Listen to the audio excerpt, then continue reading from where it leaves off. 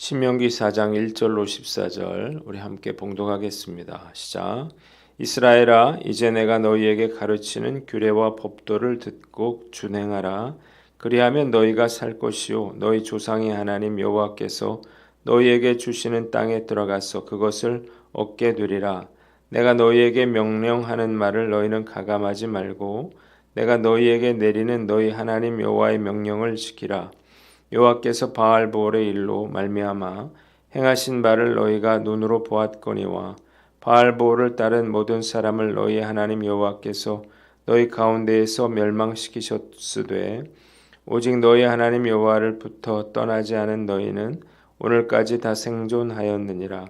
내가 나의 하나님 여호와께서 명령하신 대로 규례와 법도를 너희에게 가르쳤나니 이는 너희가 들어가서 기업으로 차지할 땅에서 그대로 행하게 하려 함인즉 너희는 지켜 행하라. 이것이 여러 민족 앞에서 너희의 지혜요 너희의 지식이라. 그들이 이 모든 규례를 듣고 이르기를 이 큰 나라 사람은 과연 지혜와 지식이 있는 백성이로다 하리라. 우리 하나님 여호와께서 우리가 그에게 기도할 때마다 우리에게 가까이 하심과 같이 그 신이 가까이 함을 얻은 큰 나라가 어디 있느냐. 오늘 내가 너희에게 선포하는 이 율법과 같이 그 규례와 법도가 공의로운 큰 나라가 어디 있느냐. 오직 너는 스스로 삼가며 내 마음을 힘써 지키라. 그리하여 내가 눈으로 본 그 일을 잊어버리지 말라. 내가 생존하는 날 동안에 그 일들이 내 마음에서 떠나지 않도록 조심하라. 너는 그 일들을 내 아들들과 내 손자들에게 알게 하라. 내가 호렙산에서 내 하나님 여호와 앞에 섰던 날에 여호와께서 내게 이르시기를 나에게 백성을 모으라. 내가 그들에게 내 말을 들려주어 그들이 세상에 사는 날 동안 나를 경외함을 배우게 하며 그 자녀에게 가르치게 하라 하시매 너희가 가까이 나와서 산 아래에 서니 그 산에 불이 붙어 불길이 충전하고 어둠과 구름과 흑암이 덮였는데 여호와께서 불길 중에서 너희에게 말씀하시되 음성뿐이므로 너희가 그 말소리만 듣고 형상은 보지 못하였느니라. 여호와께서 그의 언약을 너희에게 반포하시고 너희에게 지키라 명령하셨으니 곧 십계명이며 두 돌판에 친히 쓰신 것이라. 그때 여호와께서 내게 명령하사 너희에게 규례와 법도를 교훈하게 하셨나니 이는 너희가 거기로 건너가 받을 땅에서 행하게 하려 하심이니라. 아멘. 오늘은 신명기 4장 말씀을 갖고 말씀을 듣고 준행하라 이런 제목으로 묵상 나눔하도록 하겠습니다. 지금까지 모세는 시내산에서 40년 동안의 광야 여정을 거쳐서 벳부올 맞은편에 이르기까지 일어난 일에 대해서 이야기를 했습니다. 첫 번째 설교를 마무리 지으면서 그들이 언약 백성으로서 하나님의 말씀에 순종할 것을 촉구하고 있습니다. 자, 오늘 본문 두 부분으로 나눠서 우리가 생각해 봅니다. 먼저 1절로 6절인데 1절을 봅니다. 한번 따라해 봅시다. 이스라엘아, 내가 가르치는 규례와 법도를 듣고 준행하라. 모세는 자신이 가르쳐주는 그런 규례와 법도를 지켜 행하면 그들이 살고 약속의 땅에 들어가서 그 땅을 차지하게 될 것이다. 그렇게 말합니다. 그러기 위해서는 하나님의 말씀을 하나도 가감하지 말고 철저하게 지켜야만 했습니다.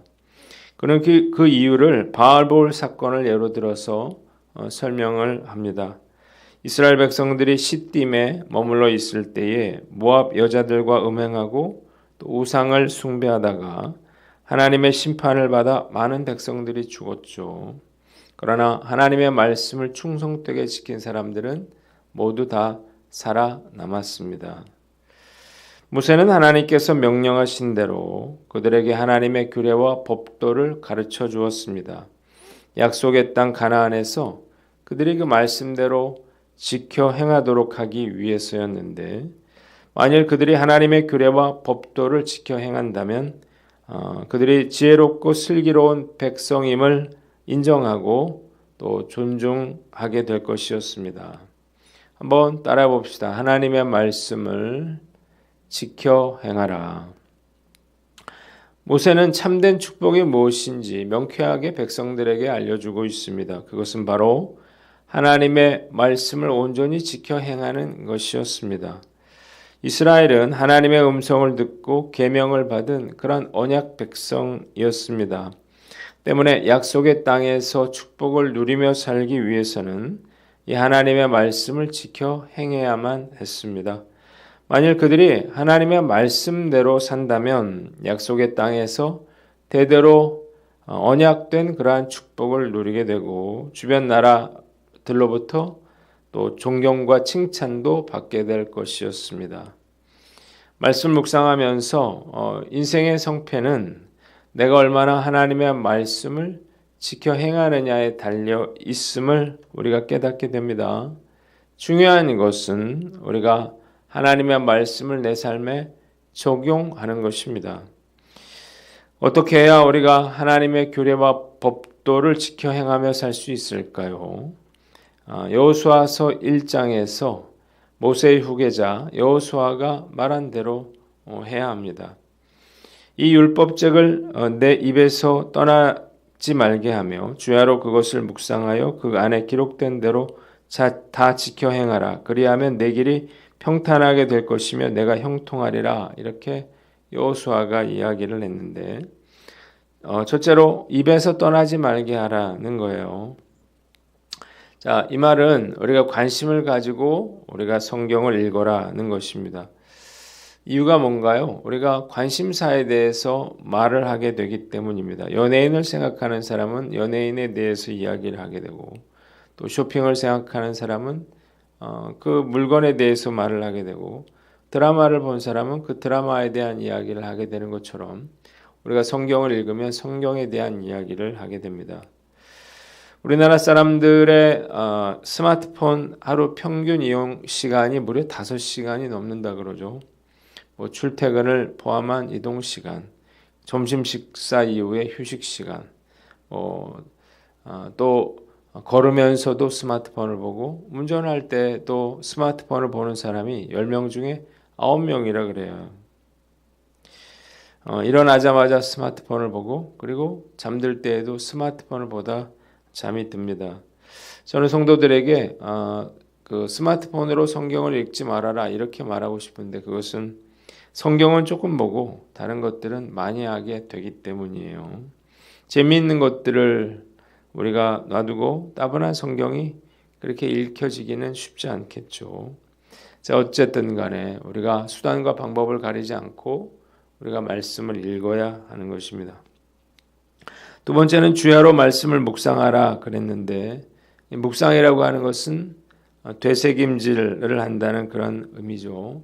손은 불을 이렇게 뜯어서 삼켰다가 시간이 나면 꺼내서 되새김질을 합니다. 이렇게 하나님의 말씀을 묵상하라는 것입니다. 큐티를 마치 숙제하듯이 이렇게 치워버리는 분들이 있어. 저도 예외는 아니지만 안 하는 것보다 낫겠지만 이렇게 큐티를 하면 어떤 깊은 묵상이 주는 축복을 누리기는 어려울 것입니다.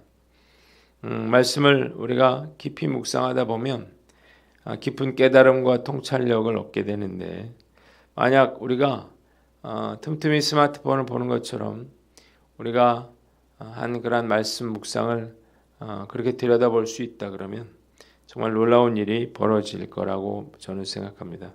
세 번째는 기록된 대로 다 지켜 행하라는 건데요. 진주가 서말이라도 꿰어야 보배다 그런 말이 있습니다. 말씀을 읽는 것만으로는 유익이 없어요. 우리가 지켜 행해야만 하는 것입니다. 기도에 대해서 묵상을 했다면 기도를 실천해야 되겠죠. 뷔페에 가는 것은 우리가 음식을 구경하러 가는 게 아니라 먹으러 가는 것입니다. 하나님의 말씀도 마찬가지예요. 우리가 깨닫는 것, 읽는 것으로는 부족하고 그것을 지켜 행해야만 하는 것입니다. 저는 목사가 됐어요. 그리고 매일 하나님 말씀을 묵상하지만 하나님 말씀을 지켜 행하는 것은 참 쉽지 않다는 생각이 듭니다. 언약 백성으로서 하나님 말씀 묵상이 우리의 인생의 성패를 가른다는 사실을 깨닫고 우리가 말씀을 읽고 또 말씀을 지켜 행하는 일에 최선을 다하는 저와 여러분들 되시기를 주님의 이름으로 축원합니다. 두 번째는 7절로 14절인데 9절을 봅니다. 한번 따라해 봅시다. 너는 그 일들을 내 아들들과 손자들에게 알게 하라. 하나님은 모세에게 하나님이 행하신 일들을 그 백성들뿐만 아니라 그 자손들에게도 알게 하라 이렇게 말씀하셨습니다. 다음 세대에게 신앙을 전수해 주지 못한다 그러면 가나안 정복은 아무런 의미도 없게 되기 때문이에요. 자녀들에게 하나님의 말씀을 가르쳐서 하나님을 알게 하는 일, 이것은 그 어떤 일보다 중요한 일이었습니다. 한번 따라해 봅시다. 자녀들에게 말씀을 가르치라. 부모가 해야 할 가장 중요한 자녀 양육은 학교 공부가 아니라 자녀에게 하나님의 말씀을 가르치는 것입니다.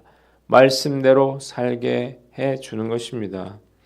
자녀에게 하나님 말씀을 가르치는 것, 이것은 부모가 해야 할 가장 중요한 일인 것입니다. 이유가 뭔가요? 만약 자녀들이 하나님을 알지 못하게 된다면 세상 사람들처럼 자기 생각이 옳은 대로 그렇게 생각하게 되고 또 자기가 하고 싶은 대로 그렇게 살게 됩니다. 죄성을 가진 인간은 결국 죄짓기밖에 더 할까요? 그래서 하나님의 심판을 받게 되는 것입니다. 모세가 피를 토하듯이 이스라엘 백성들에게 자녀들에게 하나님의 말씀을 가르치라 이렇게 말했지만 안타깝게도 여호수아가 죽고 그 세대 사람들이 모두 죽은 이후에 태어난 이스라엘의 새 세대는 하나님을 알지 못했습니다. 이유가 뭔가요? 여호수아와 장로들은 자신들의 신앙은 잘 지켰지만 자녀들을 믿음으로 양육하는 일에는 실패했기 때문입니다. 그들이 죽자 자손들은 가나안 문화에 급속히 동화되면서 즉시 하나님을 잊어버리고 말았는데 바로 사사기의 암흑시대가 시작이 되는 것입니다. 크리스천 부모가 자녀들에게 하나님을 가르치는 것에 대해 실패한다면 그 자녀도 또 부모도 또 나라도 고통받게 된다는 사실을 우리가 알아야 할 것입니다. 부모가 자녀를 데리고 주일날 놀러 가는 경우가 있습니다. 한두 번쯤이야 괜찮다 이렇게 생각하는 모양이에요. 그런데 자녀들은 놀러 갈 때는 교회 안 가도 되는구나 이런 사실을 배웁니다. 시험 때 그 예배 시간에 아이들을 학원에 보내는 부모들이 있는데 시험 때는 어쩔 수 없지 이렇게 생각합니다. 그런데 자녀들은 공부할 때는 시험 때는 교회 안 가도 되는구나 라고 하는 사실을 배웁니다. 자, 이렇게 자란 아이들이 주일 성수를 못하는 건 당연한 거겠죠. 자, 주일 성수는 안식일을 지키는 것은 십계명이에요. 자, 이것은 자녀의 책임이 아니라 부모의 책임인 것입니다. 자, 그래서 자녀에게 부모는 철저하게 주일 성수를 가르쳐야 됩니다. 주일 성수는 특별히 예외를 두어서는 안 된다는 거예요. 예외가 예외를 낳게 되기 때문인데요.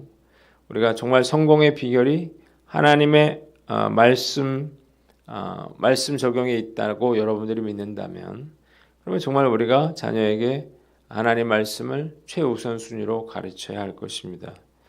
우리 교회에서 평일에 비전스쿨과 또 도서관 사역들을 하고 있는데 우리가 공부 잘하는 그런 아이들을 키우려고 하는 게 아니죠. 하나님을 알고 하나님의 말씀대로 살아가는 자녀들을 키우기 위해서 이런 일들을 하는 것입니다. 그런데 갈수록 사역이 어려워져요. 가장 큰 문제는 아이들이 줄고 있다는 건데 그렇다고 해서 포기해서는 안 될 것입니다. 이 나라와 한국교회 존망이 닮은 그런 문제인 거죠. 우리가 다음 세대를 세우라고 하는 하나님의 명령에 순종하여 끝까지 최선을 다하시는 저와 여러분들 되시기를 주님의 이름으로 축원합니다. 두 번째는 기도하는 부모가 되라는 것입니다. 한번 따라해 봅시다. 기도하는 부모가 되라. 자녀 교육은 결코 부모의 힘으로 되지 않습니다. 절대적으로 하나님의 은혜가 도우심이 필요하죠. 자, 때문에 부모는 반드시 자녀를 위해서 기도해야 합니다. 위대한 신앙의 사람 배후에는 거의 다 위대한 기도의 부모가 있었습니다. 모니카는 눈물의 기도로서 방황하던 어거스틴을 세계적인 성자로 세웠습니다. 절대 우리가 기도를 포기해서는 안 되는 거예요. 물론 우리가 자식을 키우는 일이 정말 쉽지 않습니다. 포기하고 싶을 때가 많은데 그렇다고 포기한다면 그 자식은 희망이 없겠죠. 자, 훌륭한 목사님들 중에는 정말 개차반으로 살다가 부모의 기도로 하나님께 위대하게 쓰임받은 그런 분들이 적지 않습니다. 그래서 결코 우리가 기도를 포기해서는 안 되는 것입니다. 자녀를 위해서 부모가 해줄 수 있는 가장 큰 사랑, 그것이 바로 자녀를 위한 기도인 것입니다. 이 시대가 정말 악한 세대인데요. 우리 아이들이 바람 앞에 흔들리는 등불처럼 그렇게 흔들리고 있습니다. 그 어느 때보다 그 부모는 자녀를 악한 세계로부터 그렇게 기도로 지켜주어야 할 때인 것입니다. 만약 자녀를 위해서 자녀가 공부하는 데 쏟는 그런 정성의 10분의 1만이라도 기도에 쏟을 수 있다면 모두 다 자녀 교육에 성공하리라 믿습니다. 아이의 건강을 위해서 기도하고 또 학교 생활을 위해서도 기도하고 친구 관계를 위해서도 기도하고 자녀의 미래와 비전과 꿈을 위해서도 부모가 기도해 주어야 하는 것입니다. 부모가 자식의 문제를 직접 해결해 주려고 하는 그러한 생각을 버려야 됩니다. 기도로 자식을 도와야 되는 거죠. 언제까지 부모가 자식을 도울 수 있을까요? 어렸을 때나 가능한 일인 거예요. 말씀 묵상하면서 저도 제 딸을 위해서 기도하고 또 우리 교회학교, 중고등부, 청년회, 비전스쿨 도서관 사역들을 위해서 또 전사님과 또 우리 교사들을 위해서 기도해야겠다는 생각을 해봅니다. 우리가 뿌린 기도의 씨앗만큼 열매를 거두게 될 것이라는 사실을 깨닫고 기도에 최선을 다하시는 저와 여러분들 되시기를 주님의 이름으로 축원합니다. 기도하겠습니다. 하나님 아버지, 우리가 하나님의 말씀을 지켜 행하게 하여 주시고 우리가 믿음으로 기도로 다음 세대를 세워나가게 하여 주시옵소서.